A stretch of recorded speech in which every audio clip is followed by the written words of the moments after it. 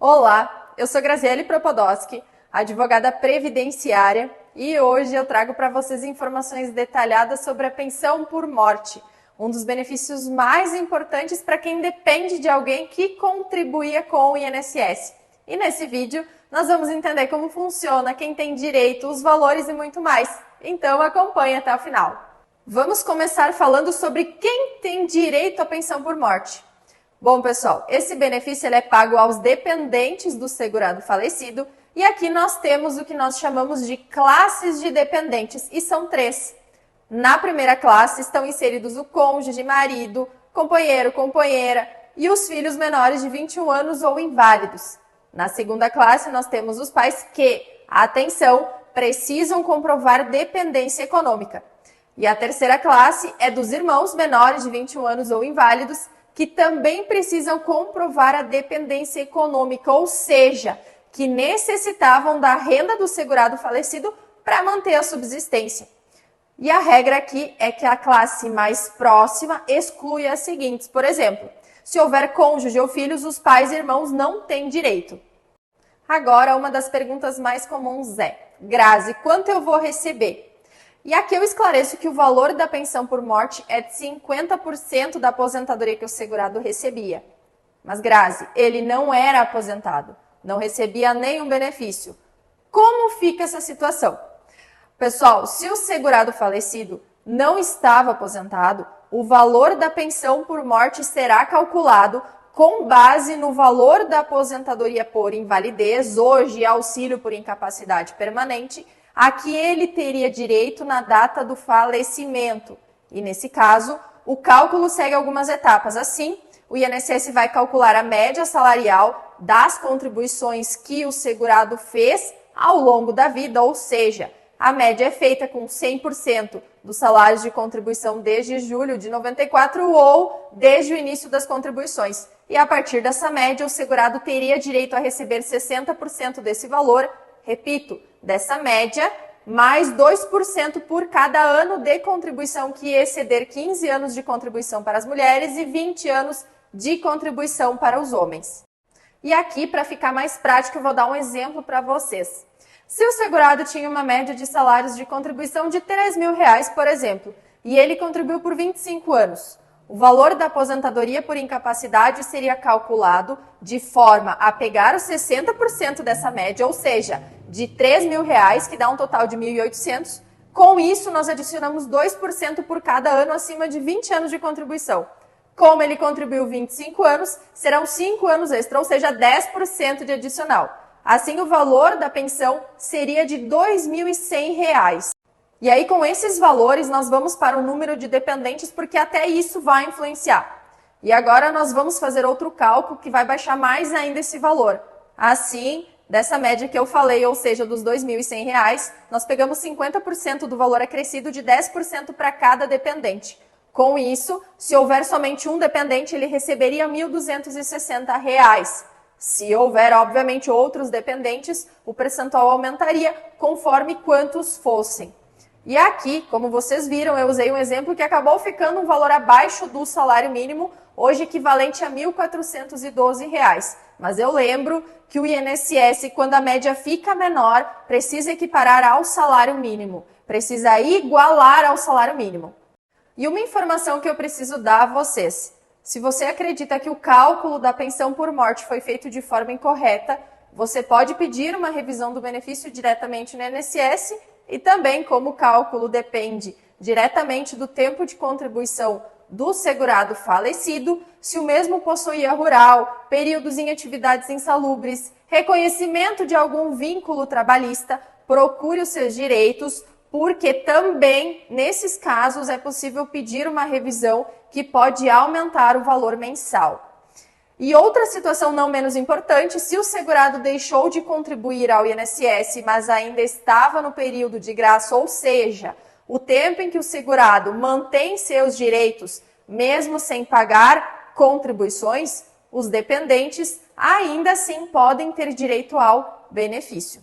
Quando a concessão, o deferimento da pensão se dá ao cônjuge, companheiro, companheira, a duração do benefício depende da idade. Então, há uma tabela com essas informações que demonstram, por exemplo, Dependente com menos de 22 anos recebem por 3 anos. Entre 28 anos e 30, por 10 anos. E a partir dos 45 anos, a pensão se torna vitalícia, ou seja, o dependente recebe até morrer. Essa variação de tempo existe porque o objetivo é que os dependentes mais jovens tenham mais facilidade para se restabelecer financeiramente. E também outra informação muito importante é que para o cônjuge ter direito à pensão vitalícia, o segurado falecido precisa ter contribuído por pelo menos 18 meses e o casamento ou a união estável deve ter durado mais de 2 anos, porque, pelo contrário, receberá somente por 4 meses. Outra dúvida muito comum é sobre acumular a pensão por morte com outros benefícios. E aqui eu respondo sim. Em alguns casos é possível acumular, mas com restrições. Então, por exemplo, você pode receber aposentadoria e pensão por morte, mas o valor do segundo benefício será limitado, e isso para benefícios concedidos para falecimentos ocorridos a partir da reforma da Previdência de 13/11 de 2019. Assim, vamos supor que uma pessoa já receba R$3.000 de aposentadoria. Se ela tiver direito à pensão por morte, ela não receberá o valor total, mas apenas uma parte. O cálculo é feito com base em uma tabela de percentuais que varia conforme o valor total dos benefícios que são acumulados. A regra geral é: o mais alto será pago integralmente e o outro em porcentagens, que podem ir de 60% a 10% do valor, dependendo da soma total, sendo valores acima do salário mínimo. Existem também algumas situações especiais que é importante considerar e eu não posso deixar de falar aqui. Dependentes com deficiência ou invalidez continuam recebendo a pensão por morte independentemente da idade. E também outra questão importante é que se o cônjuge se casar novamente, ele não perde o direito à pensão, podendo aqui, inclusive, optar, se caso o novo cônjuge falecer, pela pensão de maior valor. Outra dúvida muito comum é o prazo para solicitar a pensão. E ele é essencial para definir a data de início do pagamento do benefício. Então, os dependentes do segurado que faleceu precisam solicitar o benefício em até 90 dias após a morte para ter direito a receber desde a data do óbito. O prazo é maior para os filhos menores de 16 anos que têm até 180 dias para fazer essa solicitação. Lembrando que depois desses prazos, ainda assim é possível pedir o benefício, mas os dependentes terão direito a receber o pagamento apenas a partir da data da entrada no requerimento. Já os documentos necessários para solicitar a pensão variam dependendo da condição do segurado e dos dependentes. Por exemplo, do falecido precisa ter em mãos a certidão de óbito, o documento de identificação como RG, CPF ou CNH, a carteira de trabalho ou os últimos comprovantes de contribuição, como os carnês. Já os dependentes, eles precisam separar documento de identificação, como eu falei, RG, CPF ou carteira de motorista, certidão de casamento ou declaração de união estável. Não tendo esses documentos que comprovam a união, podem ser apresentados documentos como contas conjuntas, certidão de nascimento de filhos em comum, contratos de aluguel ou qualquer outro que demonstre a vida em comum, como, por exemplo, comprovantes de residência em nome dos dois, constando o mesmo endereço. Já para os filhos menores de 21 anos ou inválidos, é necessário a certidão de nascimento, RG, CPF, se tiver, e em caso de inválido ou deficiente, laudo médico. Para os pais, precisa comprovar a dependência econômica e aqui, além dos documentos pessoais, é necessário apresentar, por exemplo, imposto de renda do falecido, onde conste os pais como dependentes, entre outros documentos. Para os irmãos menores de 21 anos ou inválidos, certidão de nascimento, documento de identificação e necessário aqui também comprovar a dependência econômica e, em casos de irmãos inválidos ou com deficiência, apresentar um laudo, atestado médico. E a solicitação pode ser feita pelo meu INSS através do site, aplicativo ou de forma presencial em uma agência do INSS com o agendamento prévio.